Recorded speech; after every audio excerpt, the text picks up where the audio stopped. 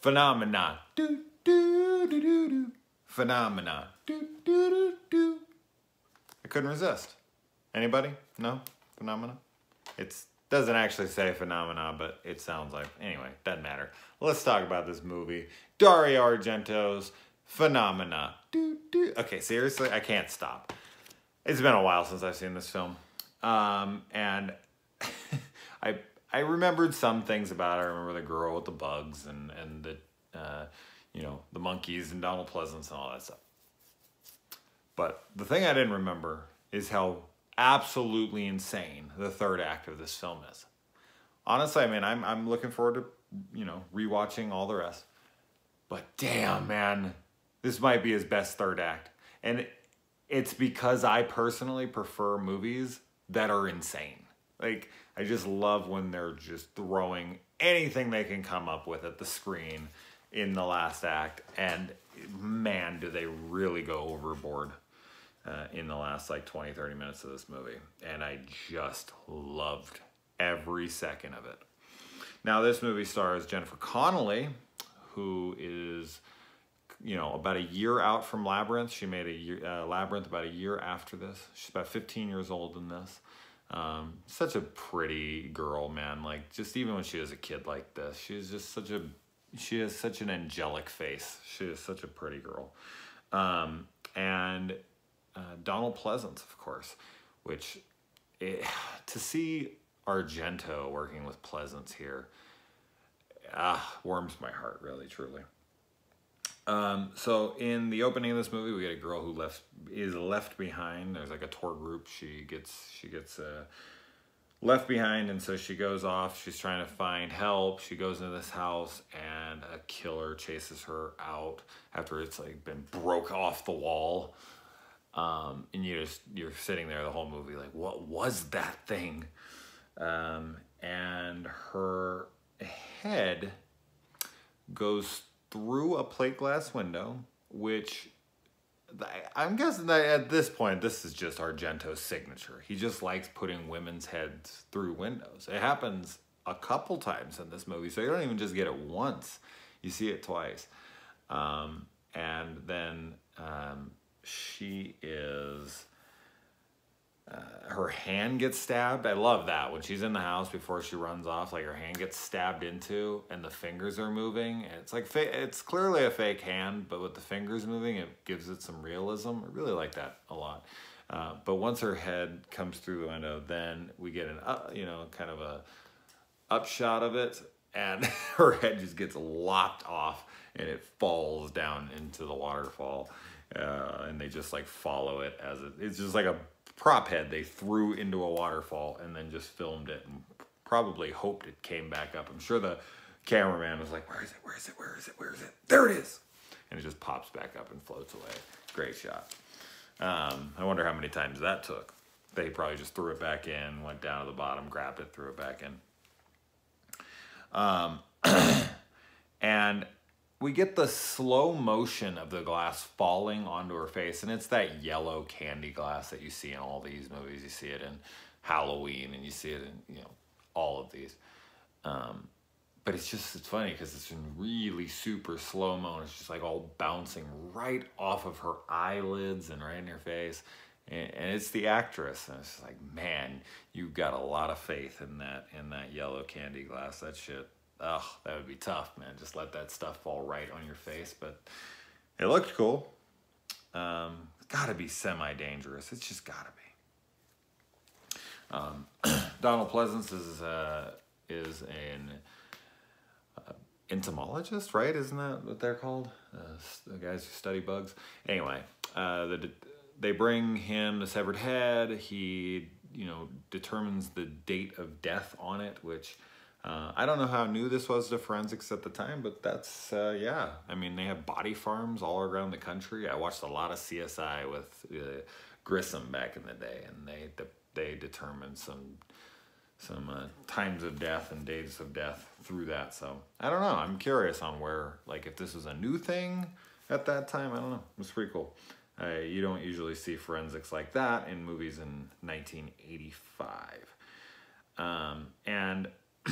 I love that she has this ability to communicate and connect with bugs, and a bug flies in the car, and you know it's a bee, and I don't like bugs, straight out.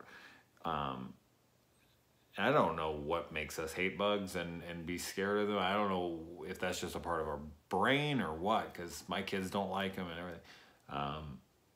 But she's just super calm, and she's freaking out, like, don't kill it, don't kill it. And they're all trying to hit it, and she's just... Now, that is something I do personally. If there's a bug in my house, unless it's a cockroach, if it's a cockroach, it's dead. But anything else, if I can, I catch it and I put it outside. I'm one of those guys. But I like how innocent she is and sweet, and, you know, and she seems to have a genuine bond with them. Like, she genuinely loves them. And then she meets this girl who she's talking to for a little while, and she is talking about her dad with her. She doesn't know it's her dad, and she's like, have you been to bed with him yet? This girl's like 15 years old, and this actor is like, and it's gotta be in his 30s or 40s. I don't know. He's at least 40s, or late 30s, early 40s. She just asks it so casually. She's like, it's my dad. And it's like, ooh, awkward. And then the head mistress comes in, who is smoking. And she hides a lit cigarette in her dresser drawer. Not sure why she thought that was going to be a good idea. I do like that it's addressed, because at first I was like, are they going to address that? And then the drawer starts smoking out when she looks over at it. And I was like, okay, at least they addressed it. And then she leaves the room, and then after the girl knows it's her dad, she still is talking about how she wants to bang her dad.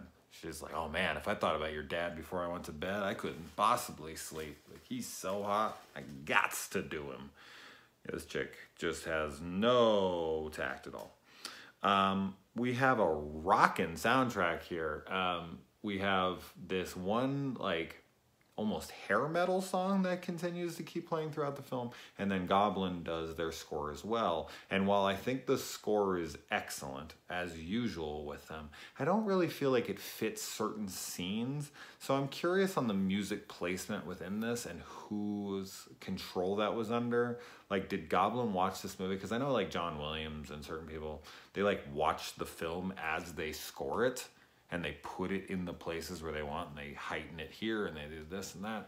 And I know that, you know, there are certain people that are in charge of that. And I don't know if Goblin was in here, because there's scenes where she's just like slowly walking through, you know, a open field or whatever, and she's like going to look for something, and the music's so intense and so overwhelming. And you're just like, I don't really, like, it's cool music and it's a good scene. They just don't blend together so much. So I just thought that was kind of odd. I was like, man, if this was different music right now, it would change the scene dramatically, because it seems like it's so intense, and all she's doing is like walking forward into a bush and grabbing something. It's like not a big, it should be like really quiet. I don't even know if it needs any music, and if it does, it'd be more like ambiance, like just kind of like low level humming, but no, it's just like boom, boom, boom, boom, which is fine. I'm not complaining. I just was wondering if Goblin was watching it and being like, yeah, you know what we need here? We need intense fucking music, because this scene would be boring otherwise. They might be one of those kinds of people, and maybe Argento is as well. I mean, he has final say on these at this point, right? His name's got to be big enough. And so we get a few dream sequences here, which end up becoming kind of reality as well. So she has telepathic abilities with bugs, but she also has the ability to see the future or perceive what possibly could happen. I don't know. This movie's all over the place. It's all over the place. Communicating with bugs, chimps, fucking, you know, brood-looking kids. Like, it's seriously, and dream sequences, dream walking, future telling. I just love how Argento movies don't even attempt to tell like a believable, cohesive story. He just likes to do what he wants to do. Like, this story I want to tell, And you know what, screw it, I'll just throw this in here too. Like, I can do it. I can make it all work. And he does. I mean, at least he used to be able to. Some of his later films, we'll get to those. But anyway, so she starts having these nightmares, and she's like sleepwalking through them. And I like her state of being in those. She's very dreamlike in those. And she so happens to be walking around in the real world when she's doing this, but seeing through the lens of her nightmares. But she sees the roommate girl that she's with get stabbed through the back of the head, outer mouth. And it is just this gnarly weapon that reoccurs throughout the film. I guess it's like the signature weapon, if you will, like a machete for Jason or whatever. It's like this thing that like attaches together, and it's like almost like a spear. It's an interesting weapon, but we get to see it go through the back of her head and outer mouth, and that looks awesome. That's great stuff right there. And then her face is put through a window again. A lot of that. And then, yeah, she's hit with a car, and then the guys are like, oh my God, are you okay? And they like push her back into the car, and then proceed to try to rape her. And then she falls out of the car down a hill into like a ravine, or like somewhere like in the brush where they can't find her, and then they rush off like, oh my God, oh my God. It's, you know, it's funny with movies like this and certain movies, like in any other movie, we would come back around to those guys for like karmatic justice. But in movies like this, like guys can try to rape a girl, and then she can be thrown from the car, and then they just run off and they're never seen again. Like they totally get away with it. And it kind of pisses me off. I wanted to see these guys later. I wanted them to die. But you just don't get that. Like the movie is just so random in its places that it doesn't really, you know, close up its loose ends. Which I guess it makes it a little bit more believable in senses, but let's not talk about believability in this movie.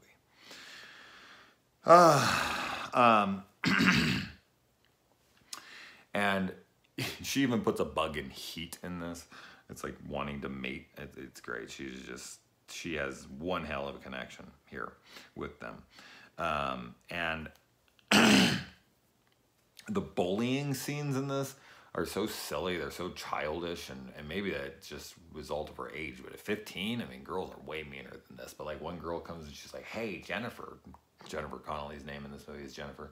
I didn't point that out, but obviously you've seen this movie if you're watching this. But she like sticks her tongue out at her. She's like, hey, Jennifer. Really?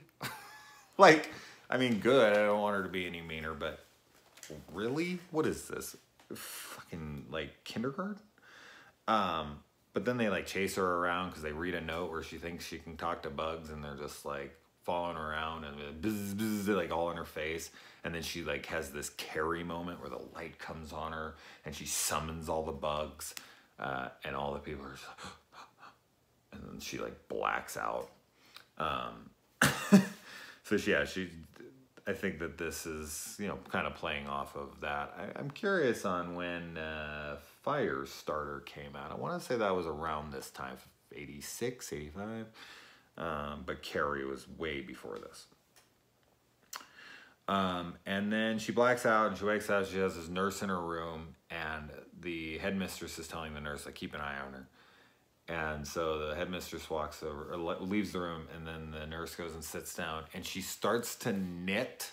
She literally does like one knit, and then she gradually falls to sleep, and she's out.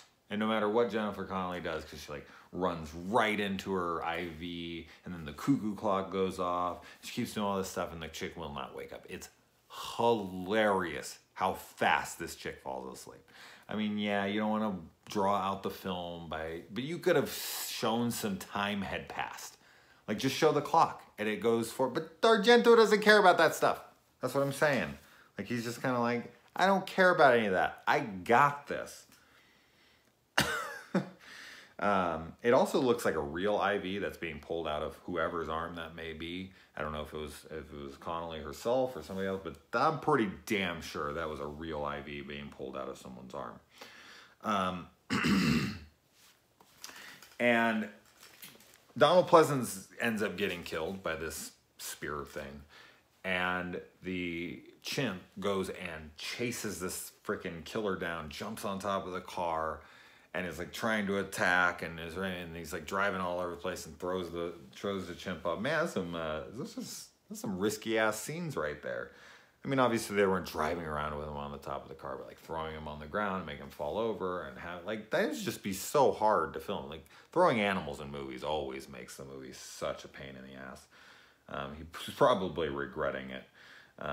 But man, the monkeys or the ape, whatever you want to call it, chimp, I don't know. I'm not a fucking expert. But yeah, like he just this like sad moment with Pleasant's dead body, and I actually felt for the guy. So a little good acting per se on the monkey here, chimpanzee, whatever. I need to watch Planet of the Apes more often, because that would make me an expert, right? Then she goes over, she's like, no, I'm not going here. And she's trying to run away. And then one of the girls comes from the school and picks her up and is like, all right, you don't have to go back to school. You can stay at my place, which ends up being place in the beginning. And she gets in there, and the girl like forces her to take a bill and like hits her over the head when she won't, and takes her in the room and locks her in there. And then Connolly goes and grabs a chair, and there's this like little window that is at the top of the door, and she's like pops through it, and she looks down and she sees the phone. She like grabs this long hook, and she's like trying to get the phone. She's trying to get the phone with this. She can easily jump through the fucking thing. She could easily just jump through, pick up the phone and call. But no, she tries, and this scene goes on for like 2 to 3 straight minutes. It's insanely long, and you're just like, oh my God, please end. This is so stupid. And then she falls, and then she's like, all right, fine, I'll just jump through. And then she the phone falls down this pit. There just so happens to be a little like crevice or this open hole, and the phone just falls down it all the way, and she crawls down in there, and one of the inspectors grabs her from behind and pulls her in the room, and she like freaks out and falls into this vat of like body parts and bugs and gross shit. Dude, that is disgusting. This scene is so gross, and it made me laugh out loud. And then the girl comes in, and she's like laughing at her as the inspector's behind her, and he does a breaking of his thumb so that he can get out and beat her ass. I don't know. She doesn't die from that, obviously, so I don't know what happened to him, if she ended up killing him or not, but it gives Connolly enough time to run out. She finds the kid. The kid looks like one of the brood children. He is gnarly looking. Chases after her. She goes out and gets in the boat, and she's out on the lake. He jumps on the boat with her. I thought for sure we were going to get a Friday the 13th ripoff when it's the boat, because she's out in the water. We kind of get a Friday the 13th Part 6 thing going on here, but 6 came out after this film, so maybe they took it from there. I don't know. But yeah, she's fighting with this kid, and then she has the bugs swarm in and save the day and eat this kid's face up. And then she's in the water, and he's like grabbing at her foot. It reminded me of like Friday the 13th Part 8, Jason Takes Manhattan, when she's having those dream flashes, and Jason's like underwater, and he's grabbing at her foot. It seems so stupid. His makeup's so awful in that. The ending of that movie is so stupid. But then, yeah, and then she goes, and for some reason, the fucking fire, like, just, it spreads so far over all the water. I'm not sure why, I have no idea why. But it does, and it ends up burning the kid up, who comes up for air right by the boat for some reason, even though they were super far away, and who cares? And then she gets out of the water, and she sees this dude who's running towards her, and she thinks she's saved, and then his head just gets lopped off out of nowhere, and the girl comes back, and it's awesome. That decapitation is just awesome. And then she like takes it, and she jams that thing down into Connolly's throat, and she's sitting there like screaming at her, that was my child, he was ugly, but he was mine, whatever. And then the chimp comes and saves the day, and brutally massacres that chick with a straight razor, and cuts her fucking face up. And then she comes over, and she just hugs the chimp, and the movie ends. It's insane. That lasts like 5 minutes, 10 minutes. So much happens. So much crazy shit happens that if you hadn't seen the first, even if you have seen the rest of the movie, like the other hour and 10 minutes, you still would be like, whoa, you're still like how I am. Just like, wow, what is going on? This is awesome. This is so insane. But if you didn't see it, you're just like, what in the hell? So you pretty much have the same response. It's just so crazy. You don't even need to lead up to it. Oh man, I just loved this third act so damn much. So anyways, I've gabbed way too long about this one. So, all right.